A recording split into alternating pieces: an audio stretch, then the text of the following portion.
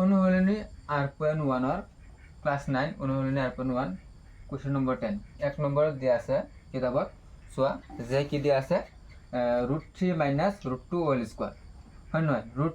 এটা solution √3 - √2 whole square তো এটো আমাৰ কিহত পৰিব আমাৰ এটা মনত পেলাব লাগিব যে √3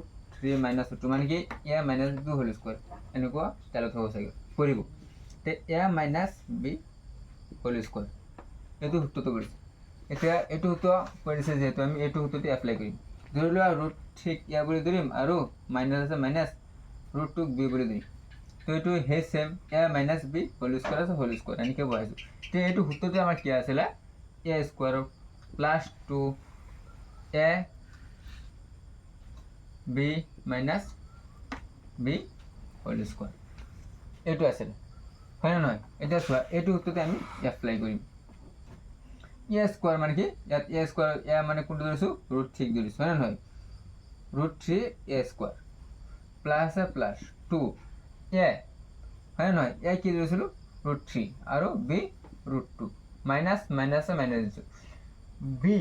স্কয়াৰ মানে কি b ইয়াত কি ধৰিছো √2 বুলি আমি b ধৰিছিলো হোল স্কয়াৰ এটা চোৱা এই √3 যা √3 মানে কি ধৰিলা √3 হোল স্কয়ার আছে মানে কি √3 দুটা আছে √3 √3 কি হৈ যাব পূৰণ কৰিলে 3 হৈ যাব তো এনেকৈ আমি পূৰণ কৰি ইয়াত বহাব পাৰি বা ডাইৰেক্ট এনেকৈ ৰুটক এনেকৈ কাটি দিব পাৰো কাটি দিলে কি হৈ যায় এনেকৈ ৰুট কাটা গ'ল 3 হৈ যাব এনেকৈ কাটি দিব পাৰি বা এনেকৈ লিখিলেও হ'ব তো এতিয়া চোৱা প্লাস প্লাস দিছো 2 আছে 2 বুজিছে না এতিয়া চোৱা √3 * √2 মাইনাস এনেকৈ কাটি দিবা এইটো বা এনেকৈ কাটি ল'ব আমি যেনেকৈ কাটি দিব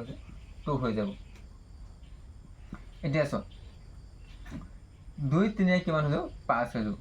প্লাস মাইনাস মাইনাস হৈ যাব 2 √3 * √2 এতিয়া চোৱা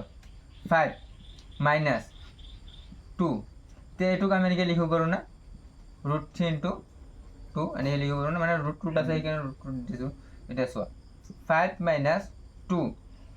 2 3 গুণ কিমান 6 6 হয় না 6 এটো তোমাৰ আছিল